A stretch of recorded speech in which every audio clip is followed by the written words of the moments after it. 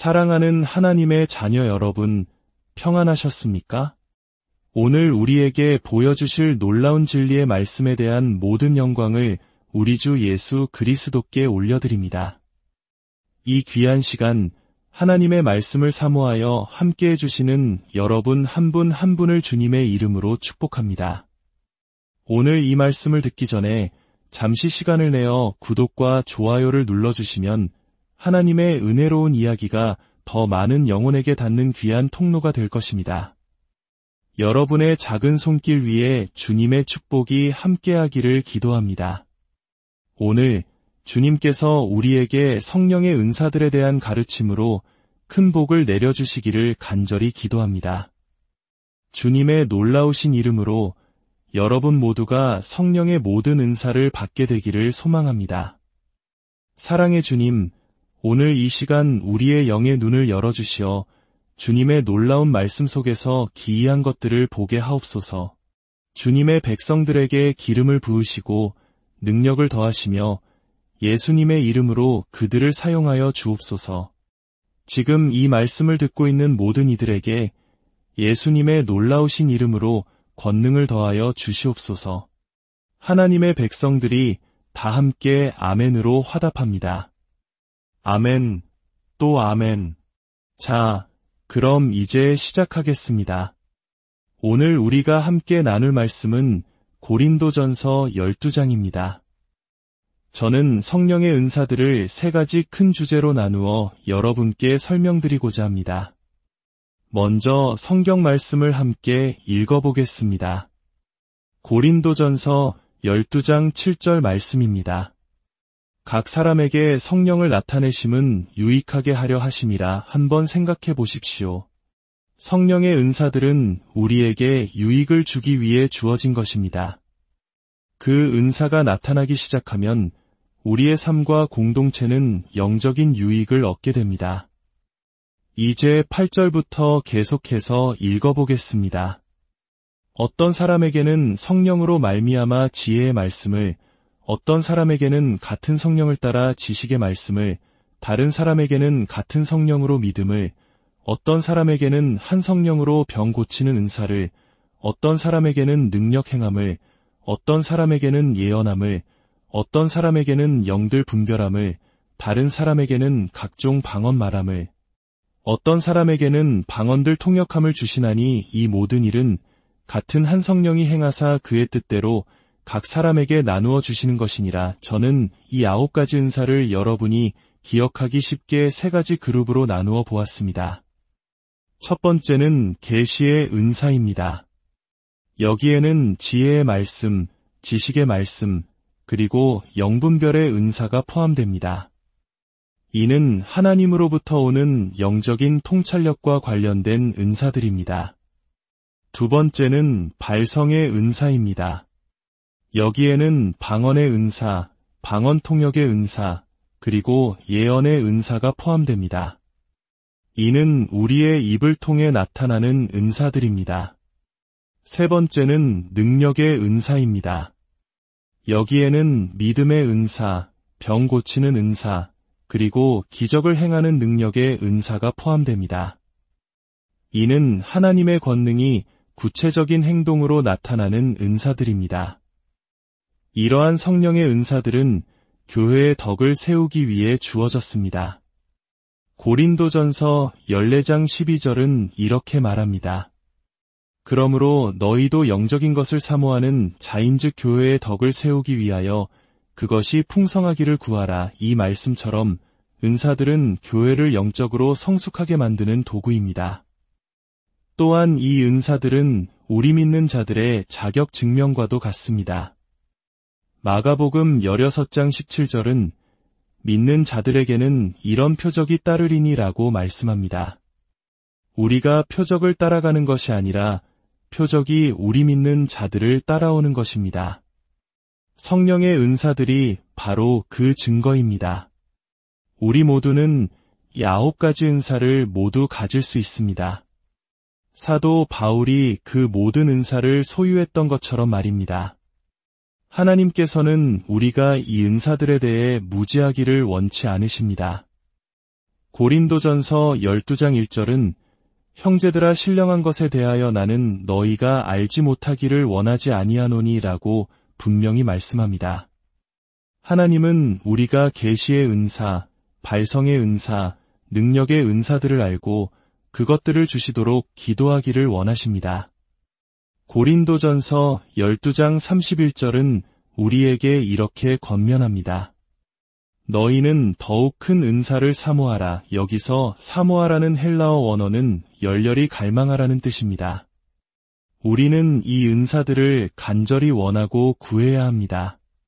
자, 그럼 이제 각 은사에 대해 하나씩 자세히 살펴보겠습니다.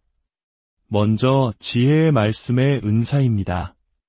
이것은 계시의 은사 중 하나로 공부나 경험을 통해 얻을 수 있는 것이 아닙니다. 그렇다고 해서 공부나 경험을 대체하는 것도 아닙니다. 이 은사는 단순한 지혜로운 말이 아니라 성령께서 주시는 지혜의 말씀 그 자체입니다. 이것은 지식의 적용, 특히 하나님의 말씀을 어떻게 적용해야 하는지에 대한 초자연적인 지혜입니다.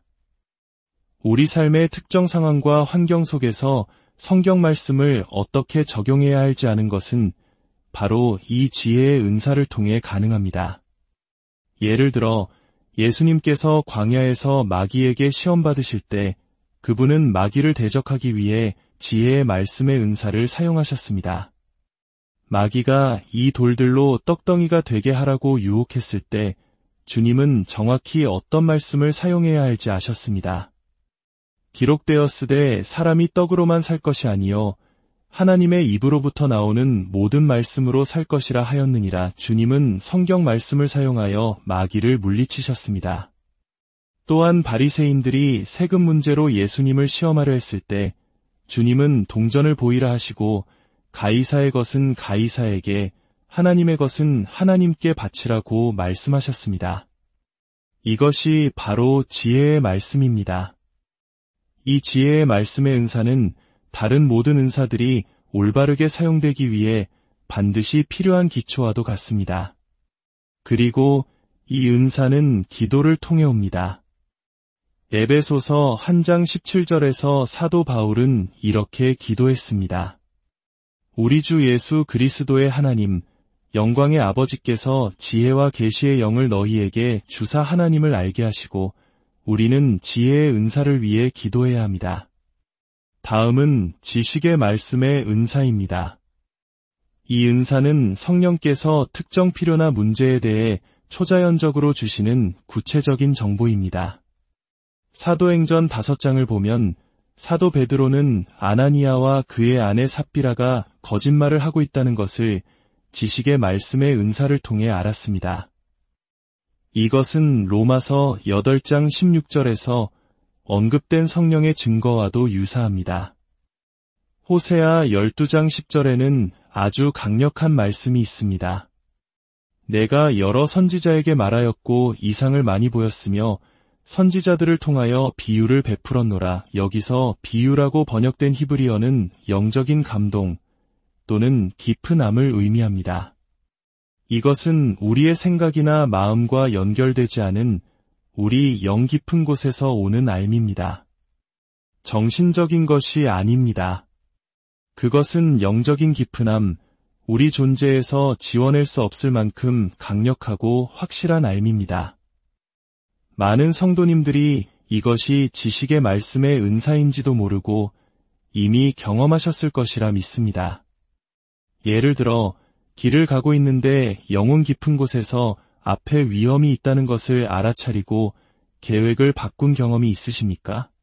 혹은 어떤 장소로 향하는데 영 안에서 기쁨이 솟아나고 무언가 좋은 일이 일어날 것이라는 강한 예감이 들었는데 실제로 그곳에 도착했을 때 좋은 일이 일어났던 경험은요?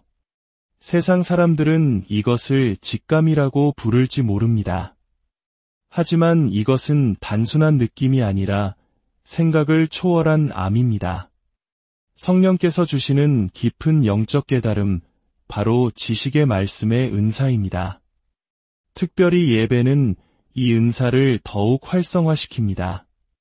하나님의 말씀이 이 은사를 깨우기도 하지만 우리가 마음을 다해 하나님을 예배하기 시작할 때 그 암은 더욱 강렬해지고 우리 영혼 깊은 곳에 자리 잡게 됩니다.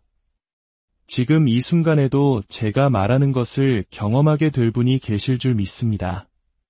무엇을 해야 할 때인지, 무엇을 멈춰야 할 때인지, 누가 다가올 것이고 누가 떠나야 할지를 그냥 아는 것입니다. 다음은 영분별의 은사입니다. 이것은 성령께서 주시는 초자연적인 능력으로 어떤 영적인 현상의 근원이 어디로부터 왔는지, 즉 하나님으로부터 온 것인지, 사람의 영으로부터 온 것인지, 혹은 악한 영으로부터 온 것인지 감지하고 분별하는 은사입니다. 사도행전 10장을 보면 베드로는 고넬료의 삶에 나타난 성령의 역사를 분별했습니다. 유대인으로서 이방인은 구원받을 수 없다고 믿고 자라온 베드로에게는 상상하기 어려운 일이었습니다. 그러나 그는 환상과 성령의 음성을 통해 하나님의 뜻을 분별하고 순종했습니다. 사도행전 8장에서는 베드로가 마술사 시몬 안에 있는 인간의 악한 영을 분별했습니다. 시몬이 돈으로 성령의 능력을 사려고 했을 때 베드로는 내 마음이 하나님 앞에서 바르지 못하다고 꾸짖었습니다. 가장 놀라운 예는 사도행전 16장에 나옵니다. 귀신 들린 한 여종이 바울 일행을 따라다니며 이 사람들은 지극히 높은 하나님의 종으로서 구원의 길을 너희에게 전하는 자라고 외쳤습니다. 겉으로 보기에는 진리를 말하고 있었고 그들의 사역을 홍보해주는 것처럼 보였습니다. 어떤 사역자들은 그녀를 사역팀에 영입했을지도 모릅니다. 그러나 바울은 여러 날 후에 그녀 안에서 말하는 것이 악한 영임을 분별하고 그 귀신을 쫓아냈습니다. 오늘날처럼 수많은 영적 가르침과 현상들이 혼재하는 시대에 영들을 분별하는 은사는 우리 신앙을 지키는 데 있어 무엇보다 중요합니다. 이것은 단순히 사람의 마음을 읽는 독심술이 아닙니다. 이것은 우리의 삶을 보호하고 지키기 위해 주시는 거룩한 선물입니다. 이제 두 번째 그룹인 발성의 은사에 대해 나누겠습니다. 먼저 방언의 은사입니다. 성경에는 세 종류의 방언이 나옵니다. 첫 번째는 사도행전 2장에 나오는 알아들을 수 있는 언어로서의 방언입니다. 오순절날 제자들이 방언으로 말하기 시작했을 때 각기 다른 나라에서 온 사람들이 자신의 언어로 그 말을 알아들었습니다. 이것이 바로 고린도전서 14장 22절에서 말하는 믿지 않는 자들을 위한 표적입니다. 스웨덴의 한 위대한 목사님은 자신을 총으로 죽이러 온 아랍 출신의 한 남자가 예배에 참석했을 때 한 성도님이 갑자기 유창한 아랍어로 방언 기도를 시작했다고 간증했습니다. 그 성도님은 아랍어를 전혀 할 줄 몰랐지만 성령의 능력으로 그 남자의 모든 계획과 삶의 비밀을 아랍어로 선포했습니다. 그 남자는 그 자리에서 회개하고 구원받았습니다. 이처럼 하나님은 지금도 이 은사를 놀랍게 사용하십니다. 두 번째는 개인적인 교제를 위한 기도의 언어로서의 방언입니다. 고린도전서 14장 2절은 방언을 말하는 자는 사람에게 하지 아니하고 하나님께 하나니 이는 알아듣는 자가 없고 영으로 비밀을 말함이라고 말씀합니다. 이것은 아무도 이해하지 못하지만 우리의 영이 하나님께 직접 비밀을 아뢰는 신비로운 기도입니다. 이 방언 기도는 우리의 원수인 마귀를 혼란스럽게 하고 우리를 묶고 있는 속박의 멍에를 끊어버리는 강력한 영적 무기입니다. 세 번째는 고린도전서 14장 26절에서 28절에 나오는 교회의 덕을 세우기 위한 방언입니다. 이 방언은 반드시 통역이 따라야 하며 그 가치는 예언과 동등합니다. 이것은 공적인 예배에서 질서에 따라 사용되어야 하며 교회의 모든 구성원에게 유익을 주기 위한 것입니다. 만약 통역하는 자가 없으면 교회에서는 잠잠하고 자기 자신과 하나님께만 말하라고 성경은 가르칩니다. 사랑하는 여러분, 성령의 은사는 초대 교회에만 있었던 특별한 현상이 아닙니다.